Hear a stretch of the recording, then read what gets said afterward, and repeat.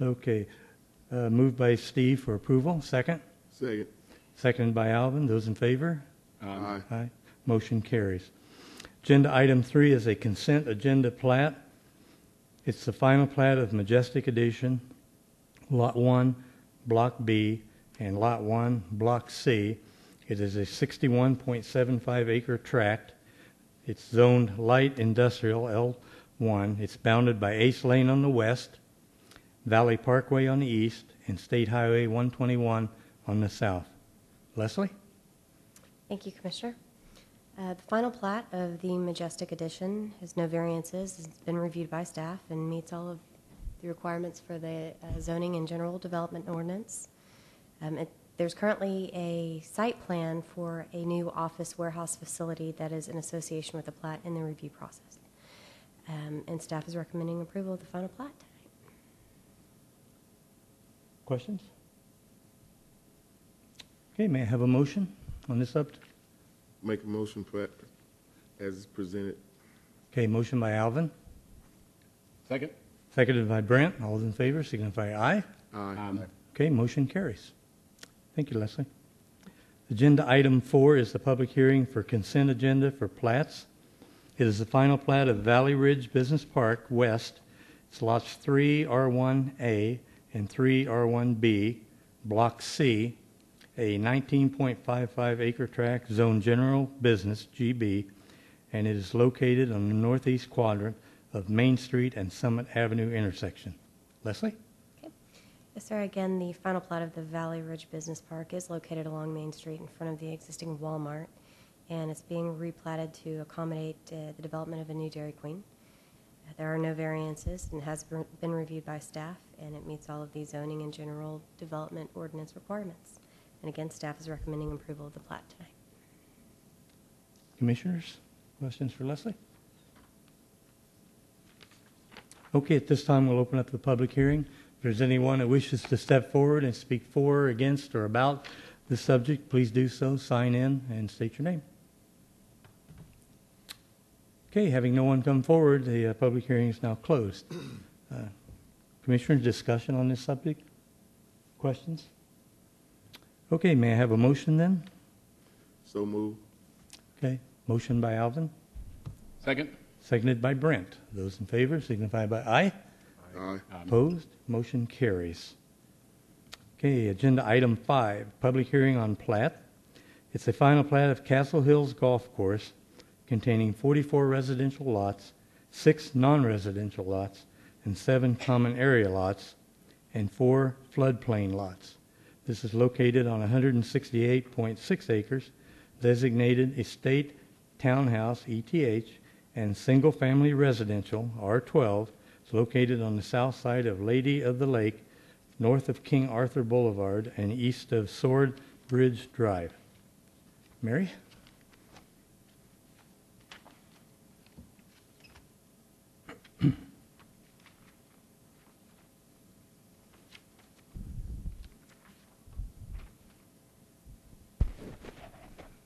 Good evening, Commissioners. This evening we're looking at a final plat of the Castle Hills Golf Course. What they are looking to do is to provide a residential component, the Lakes at Castle Hills Villas, located here in this section. So they are replatting lots in the golf course area to accommodate these residential units. Castle Hills is in our ETJ area and is subject to our 1996 General Development Ordinance, which is slightly different than the ordinance in use today. What we are looking at is 44 residential units proposed at this time, with some additional units to follow once they've reclaimed some floodplain mitigation. The units will be located adjacent to the existing golf course clubhouse as an extension of the golf course. The plat has the following 8 variances associated with it. Variance 1 is to allow for private streets in a gated community. Number 2 is allow public utilities in an easement under private paving. Variance 3, allow 41-foot street right-of-ways with 6-foot sidewalk and utility easements in lieu of the required 50-foot rights-of-way. Variance 4, waive the alley requirement. Variance 5, allow reduced setbacks for Lot 2, Block A.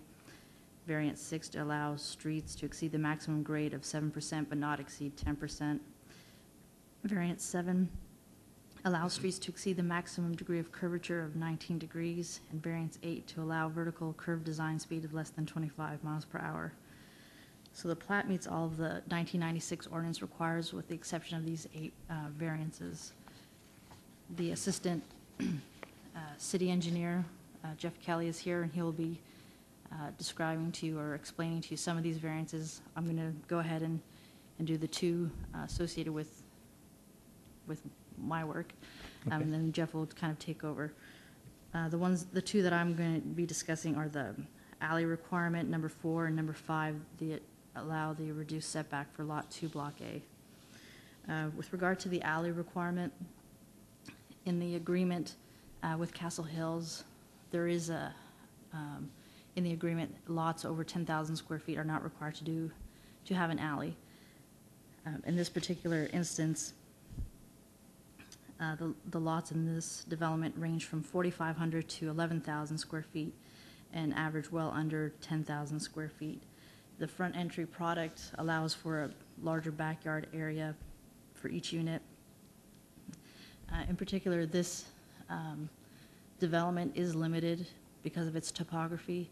It does have a floodplain area that limits it where it can be placed.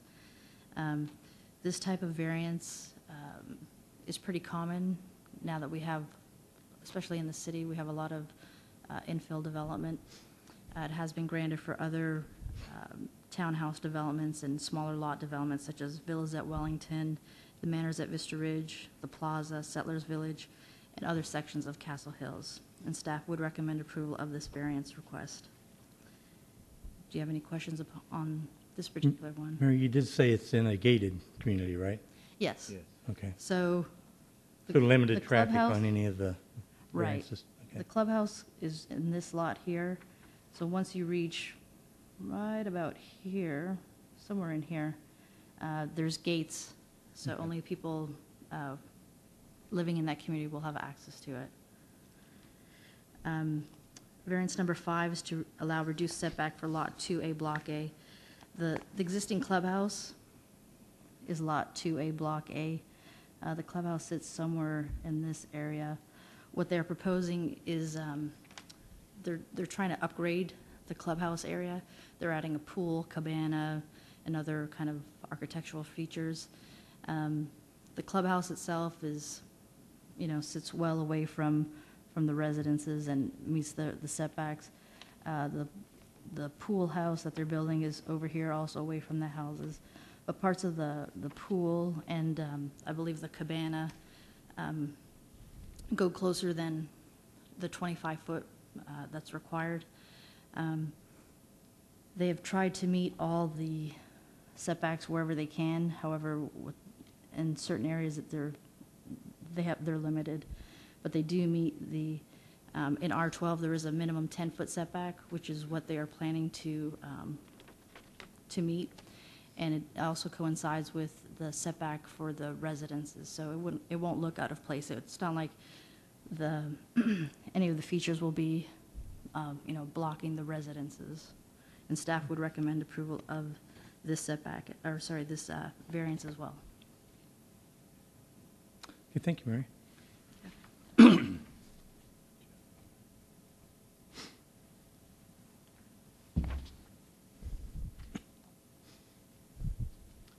Good evening, Commissioners.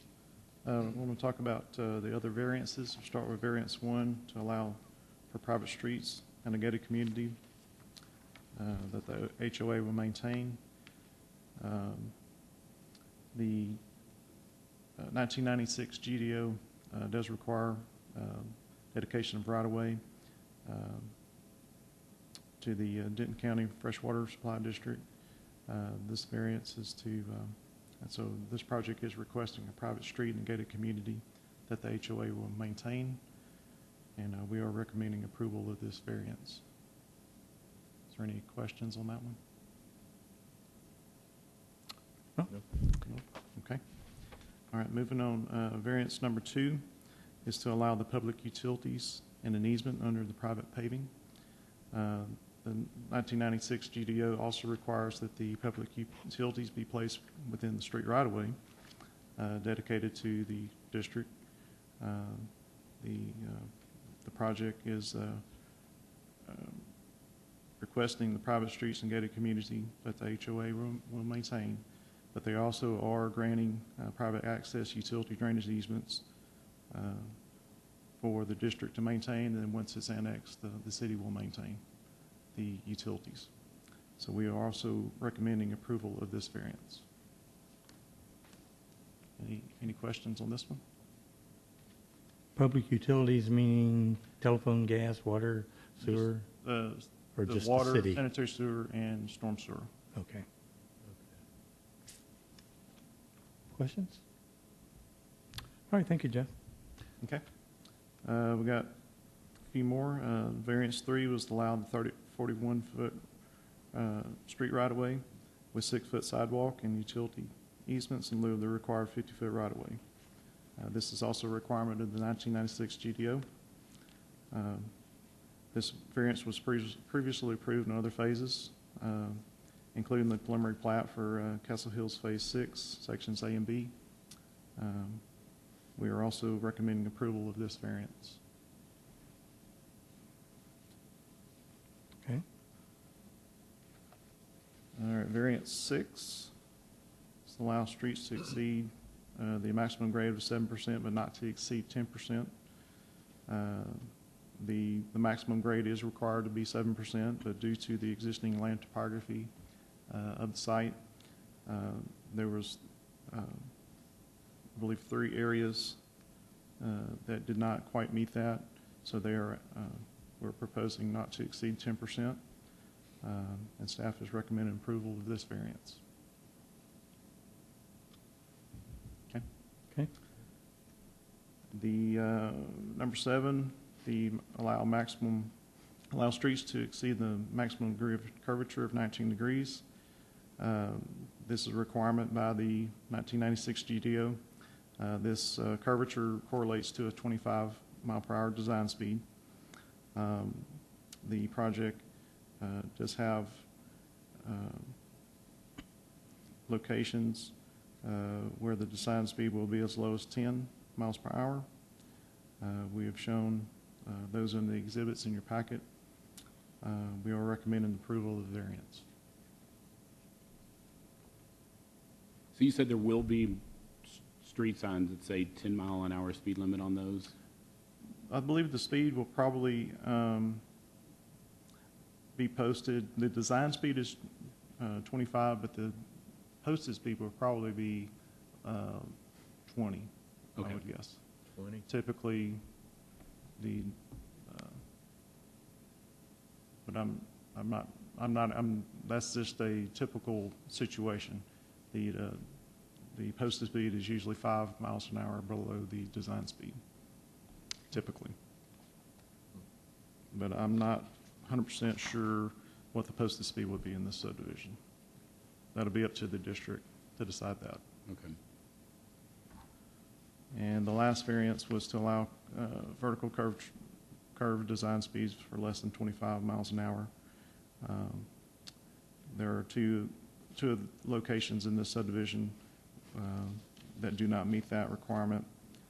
The design speed will be as low as 15 miles an hour. The variance exhibit shows those locations, and we do not have any objections to this variance as well.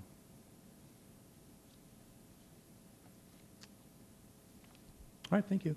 All right, thanks. All right, this time we'll open up public hearing. If anyone wishes to step forward and speak, please do so this time.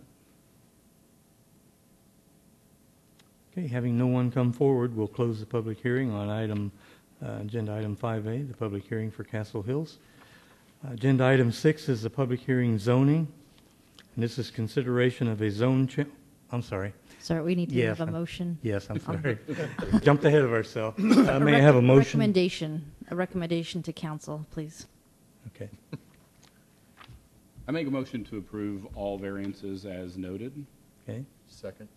Okay. Motion by Brent, seconded by Steve. Those in favor? Aye. Aye. Opposed? Okay, motion carries. Thank you, Mary. Get ahead of ourselves. Item 6, public hearing zoning. Consideration of a zone change request from Old Town Mixed Use 2, OTMU2, to Single Family Residential R5 on a 0.11 acre lot. It's located on South Perry Street on the east side of South Hatcher Avenue, further identified as H.R. Howard Addition Lot 1. This request is being made by the Habitat for Humanity on behalf of the property owner.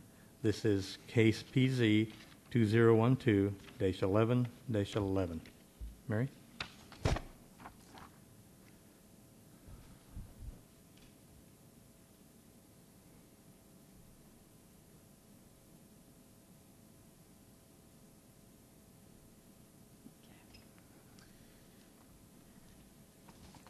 This particular case that we're looking at, Habitat for Humanity has the property under contract.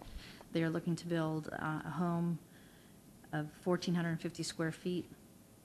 The property in question originally was platted prior to the 1960s. It's a fairly small lot. It's like 0.11 acres, it's less than 5,000 square feet. It doesn't necessarily meet the square footage requirements in the majority of our zoning categories. Staff did take a look at all the characteristics of the lot and the case in hand. The lot just north of it was platted with this one as one of them's Lot 1, the other one's Lot 2 of the H.R. Howard addition. The lot just north of it zoned R75. Obviously does not meet the 7,500 square foot lot requirement, does not meet the 1,700 square foot house requirement. This particular lot that we're looking at was originally zoned R75, was rezoned to Old Town Mixed Use 2 back in the early 2000s with the intent that hopefully someone would probably purchase this lot in addition to a few other lots and combine it to create, probably a commercial facility. Some of the properties on the north side or south side of Main Street, just north of Perry, you can kind of see where they've built new buildings, and that's kind of happened. But in this last 7 years since this has been rezoned, nothing's happened to that extent, and we haven't seen anything else to indicate that that would happen in the near future. Habitat is looking to rezone this from the Old Town Mixed Use 2 to R5. Staff recommended the R5 zoning based on the house size. They did already get some variances granted from the Zoning Board of Adjustment with regard to some of the setbacks for the front yard as well as the side yard. Habitat is proposing to build a garage with this house, which is something that they don't typically do, but they are trying to abide with all the ordinances that we do have. Currently, the lot is vacant. As I said, the house size they're proposing is 1,450 square feet, which goes with the R5 zoning category. And the house would be, closer to the street, probably in between the house to the north of it and the house to the south of it. And staff does recommend approval. Do you have any questions? Guess not. Thank you, Mary. Okay, this time we'll open the public hearing. Anyone who wishes to speak on this behalf, please sign in and state your name. My name's Roger Anderson. I'm the Construction Services Manager for Habitat for Humanity in Denton County. I've been involved with Habitat here in Denton County for the past 7.5 years, and about a year ago they asked me to come on board so we could build more houses. We were previously building 1 or 2 during the downturn in the economy, and they're hoping that we can get 7 families in homes during this fiscal year ending June 30th of 2013. We have built in Louisville previously when there was a separate Greater Louisville Habitat for Humanity back in the late, I get these these dates right, late 1990s, and then in 2003 they merged with the Denton Habitat for Humanity, and from that point forward, most of the homes built in Denton, along with a few up in Sanger. One of the things that I had been pushing for as chairman of the building committee in the, during this time, 3 out of the 7 years that I was there, I was chairman of the building committee, and I wanted to get more into other areas of the county, including coming back to Louisville. And so with doing that, we're looking at putting a house on this small lot. We currently have 86 homes in Denton County, and as far as Habitat goes, we're the 6th largest home builder in the U.S. Habitat does not give away these homes. We qualify families. They're typically a family that is low income, and they wouldn't otherwise qualify for a mortgage through regular mortgage companies. But they are do have a steady job. We qualify background checks and financial. They have to attend workshops, and they also have to put in about 400 hours, depending on the size of the family. Have to put in about 400 hours of sweat equity, including 150 on their own home. So with that work and all the volunteer labor and the gifts in kind that we're able to use from contractors that are donating roofing labor, or electricians that master electricians that donate their time, et cetera, we're able to keep the cost of the house down. That, along with Habitat's zero interest mortgage, it keeps the monthly payments down. And so coming back to Louisville, we're looking at building this house, and hope that you as commissioners would vote favorably on this request. Thank you so much. Yeah. Thank you, Mr. Anderson.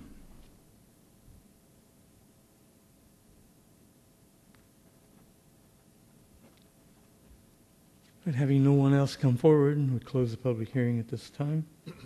Discussion by commissioners? If not, may I have a motion? Make a motion to approve? Motion by Brent, Second. second by Alvin. Those in favor, aye. Aye. Opposed? Motion carries. Item 7 is adjournment. Mary, is there any other business? No, just have a good Thanksgiving and don't eat too much. Will there be meeting? There'll be meeting 1st of December. The next meeting will be December 4th. Okay. If I'll let you know, but the next regular scheduled meeting is for December 4th. Okay. All right. Meeting adjourned.